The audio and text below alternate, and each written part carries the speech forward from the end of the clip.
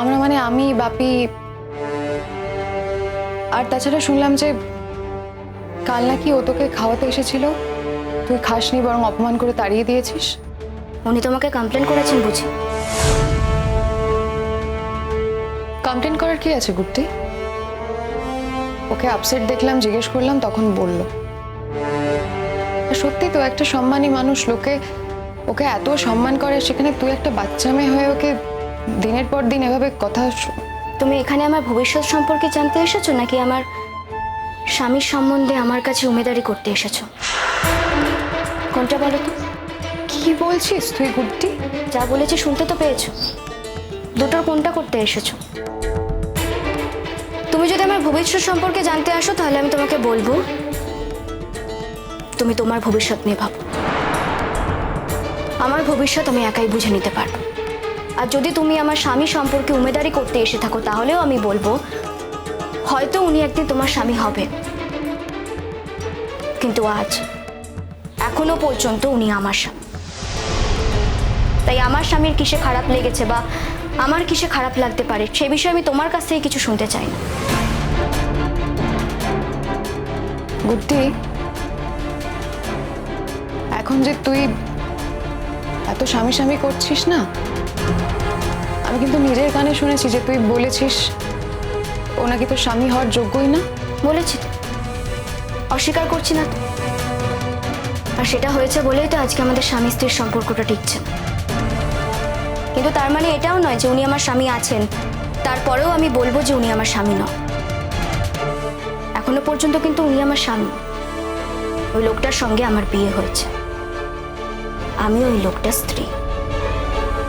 তাই এখনো পর্যন্ত দাঁড়িয়ে আমাদের দুজনের মাঝখানে যদি কেউ আসে সে কিন্তু একজন তৃতীয় ব্যক্তি হবে।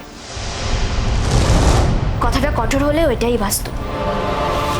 আমাদের সম্পর্ক ভেঙে যাবার পর হয়তো উনি তোমার স্বামী হতে পারেন, কিন্তু ততক্ষণ পর্যন্ত ওনার সঙ্গে তোমার কোনো সম্পর্ক নেই। যা সম্পর্ক আছে সেটা আমার সঙ্গে আছে।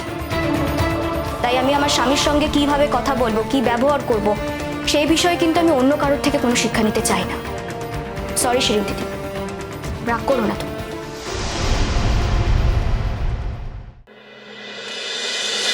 আসুন আসুন দাদা, আপনি যে আসবেন আপনি তো খবরই দেননি।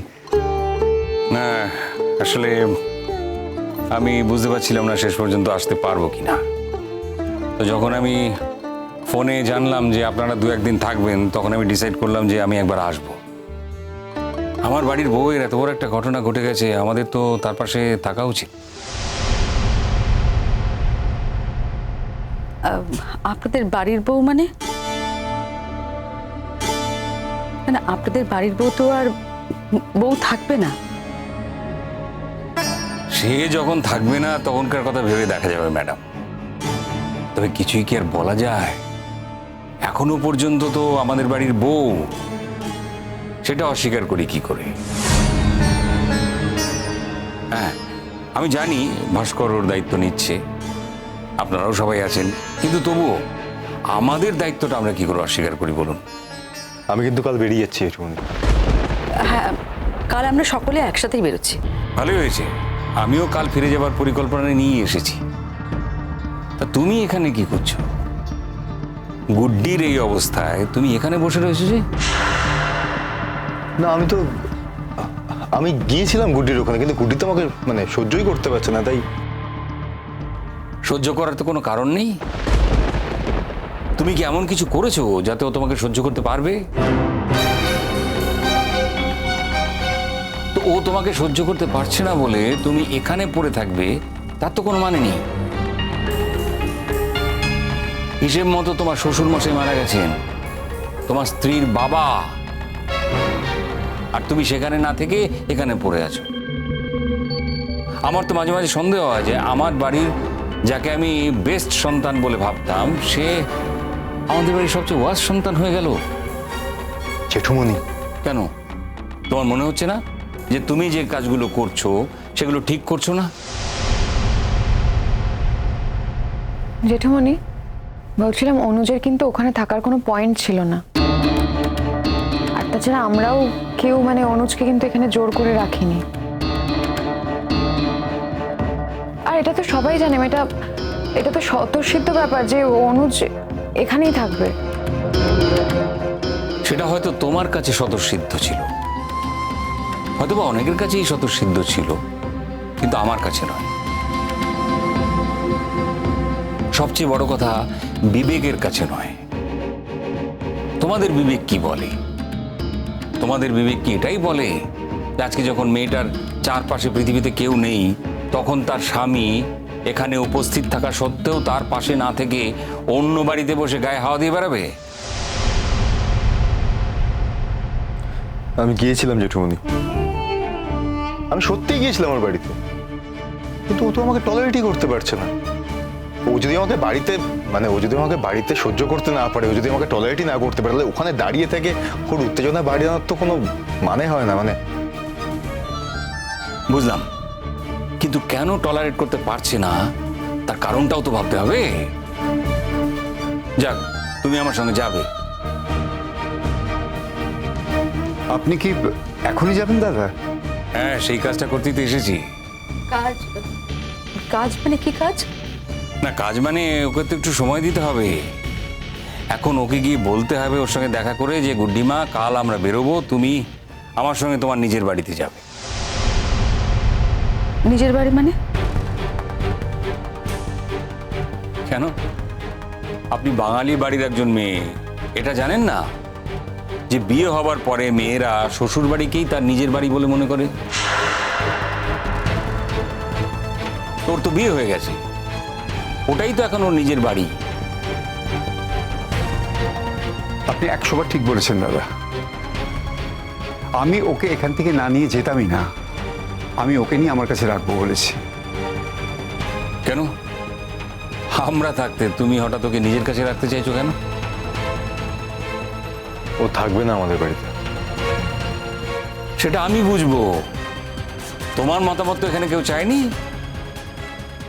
আর এখানে তো মতামতের কিছু নেই। জেঠুমনি, তোমার কি মনে হয় যে গুড্ডি তোমাদের বাড়িতে গেলে খুব ভালো থাকবে? আমার বাড়িতে থাকলে যাতে ও ভালো থাকে সেই চেষ্টা করতে হবে। হ্যাঁ, আমার বাড়িতে থাকতেই ওর সবচেয়ে খারাপ অভিজ্ঞতাটা জীবনে হয়েছে। ফুলশয্যার রাত্রে ওকে বাড়ি থেকে বেরিয়ে যেতে হয়েছে, নিজের বাবার কাছে চলে আসতে হয়েছে। এই এক্সপিরিয়েন্স যাতে আর না হয় সেটা আমি দেখব।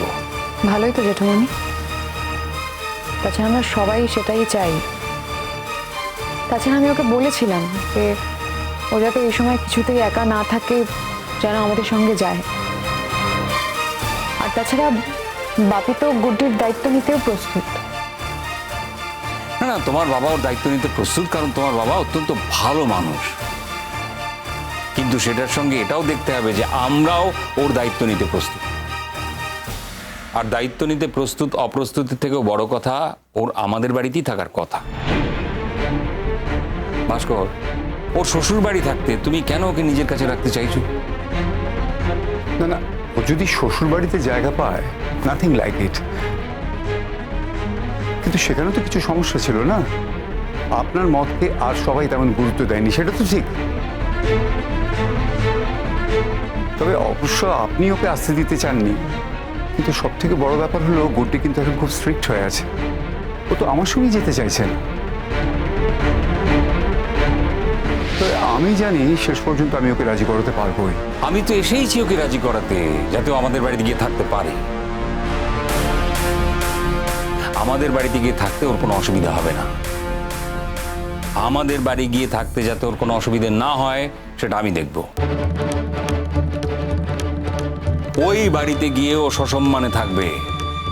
আমাদের বাড়ির ছেলে যদি নাও থাকে, যদি ওকে নাও স্বীকার করে, তবুও ও ওই বাড়িতে গিয়ে থাকবে, কারণ ওটা ওর শ্বশুর বাড়ি। ওখানে থাকার সব রকম অধিকার ওর আছে। আর আজ যখন ওর বাবা নেই, তখন তো কোনো কথাই চলতে পারে না, ও ওখানে গিয়ে থাকবে। আর আমি ওকে নিয়ে যাবার জন্যই এসেছি।